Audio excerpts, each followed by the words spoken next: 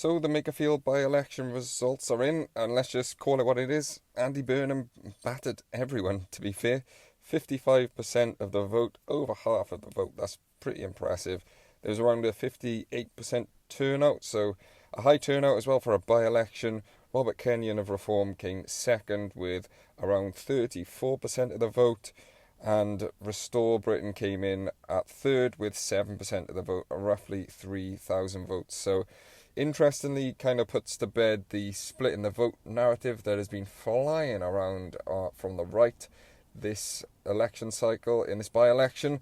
And it's, from Reform's point of view, despite the loss, Kenyon and Reform got over 15,000 votes, and that's the highest vote count they've had in a Westminster by-election. So they did really well, and it kind of makes you think maybe if they just stopped focusing their entire campaign on Restore, maybe they could have got that a little bit higher. But I think this mainly was just Andy Burnham just trounced everyone.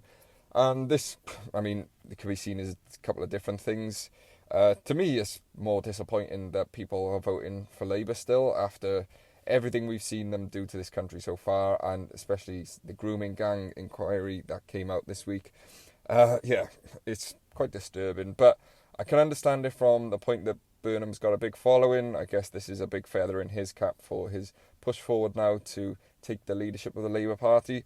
Also, this could just be a protest vote against Keir Starmer. Everybody pretty much in the UK wants Starmer out, and maybe this is why Burnham's election result is so big.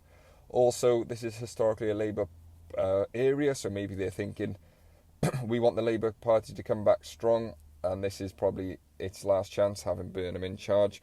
Ultimately, I don't think it'll make too much difference, but if Burnham does oust Keir Starmer, I think that'll be better for the country as a whole, even though I really can't stand Labour as a party.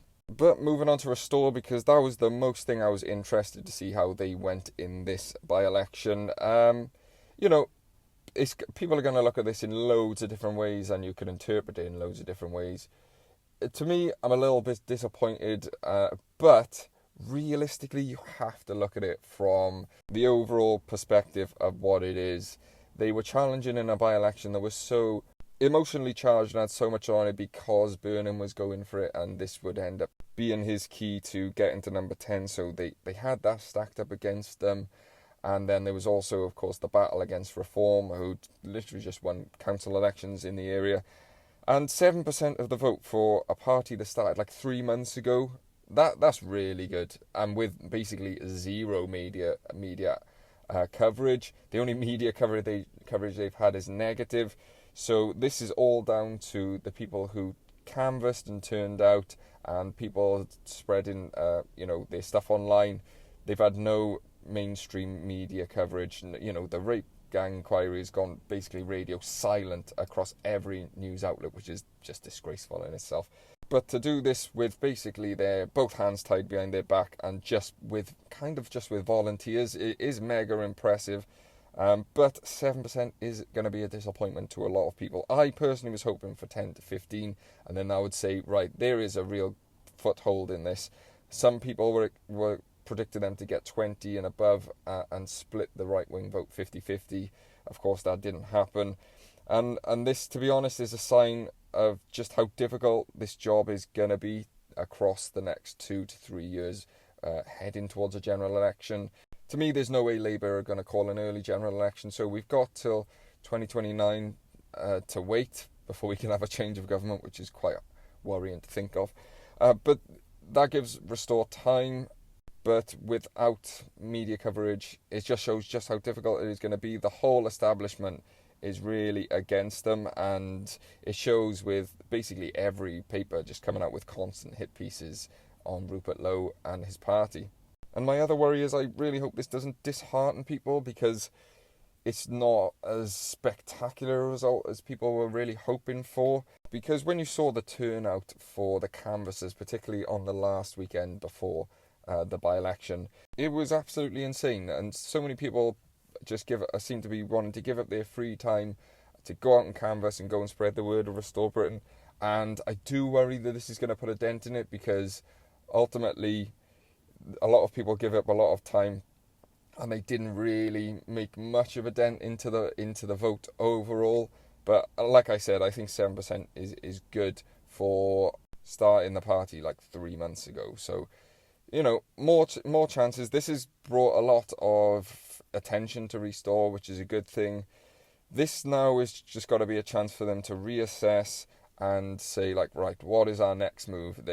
What they just need to continue to do is build the branches, get people out in the streets, talking to their neighbours, and spreading the word. Because, like I keep saying, there's a media blackout on Restore Britain. The only thing is negative, and they're not going to get any help from any media outlets. So it is going to have to largely be grassroots.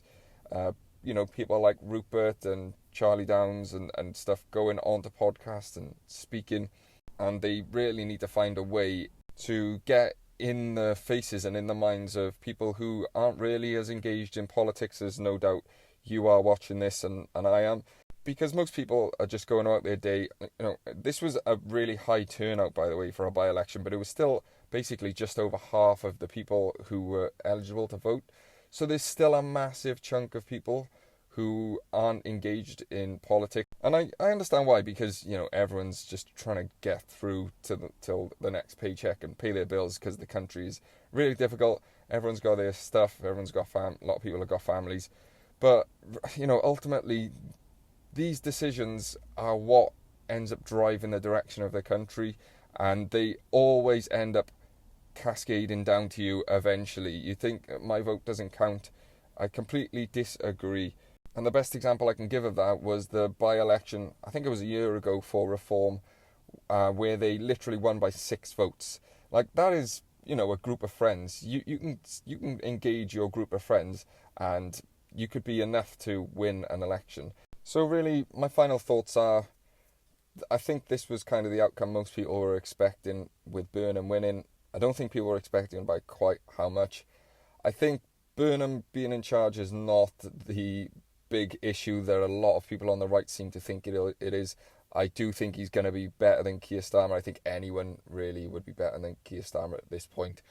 And for Reform, maybe concentrate on yourselves and your policies a little bit more and get back to where you want to go, rather than looking over your shoulder at what Restore is taking from you.